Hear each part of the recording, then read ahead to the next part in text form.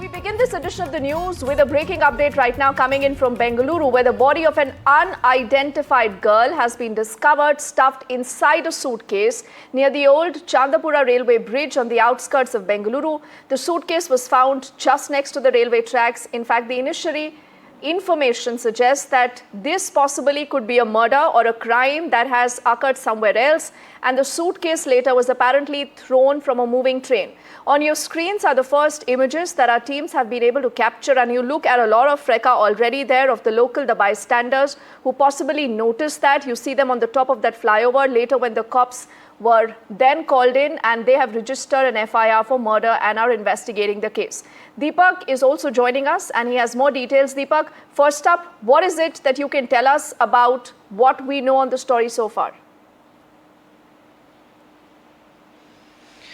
Well, in the past few months, we've seen some ghastly crimes against women. This probably can classify as one of the most gruesome here. A woman murdered, it looks like, packed into a suitcase, and then the suitcase itself dumped near that Chandapura railway bridge.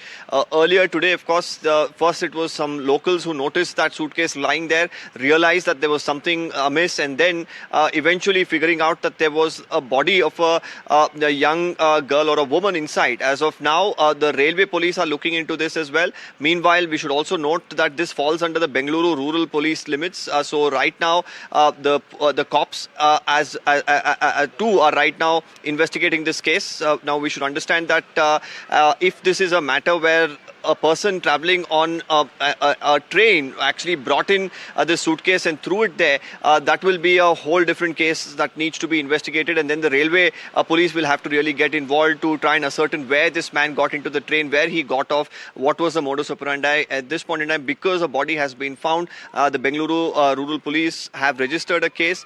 They will be investigating based on whatever information they have. I'm learning that there has been no identification that has been found in this suitcase, so it's going to be very difficult to try and ascertain who this individual is. What is the background, which place does she come from, why was she killed? All of these question marks still remain as the cops continue their investigation.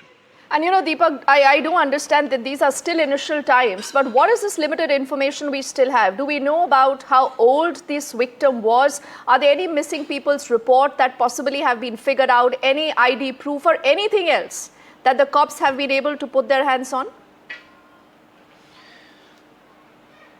Well, they've already, begun looking at various aspects of investigation. Primarily in such cases, they use CCTV footages. They look at people who are, the trains that pass through that particular stretch during that time, or at least close to the time when the suitcase was found.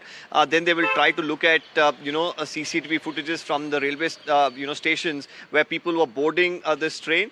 And then, of course, there will be, call logs that will be looked into. And they'll of course, look into, like you mentioned, logs of missing persons at various police stations, and then try and ascertain who this individual is. But, of course, it's a tedious process. The police have begun their investigations. There is also a possibility that the railway police as well could do a parallel investigation in this to try and ascertain what exactly has happened.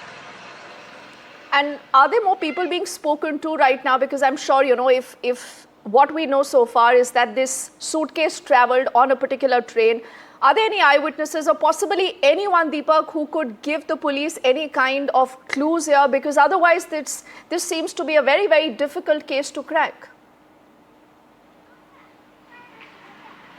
Yes, it seems like the person who has planned this, had an idea what he's going to do after, if he went ahead and killed her or whatever happened here, deciding to pack the body in a suitcase and then dump it in an area where there are no, clear-cut cameras.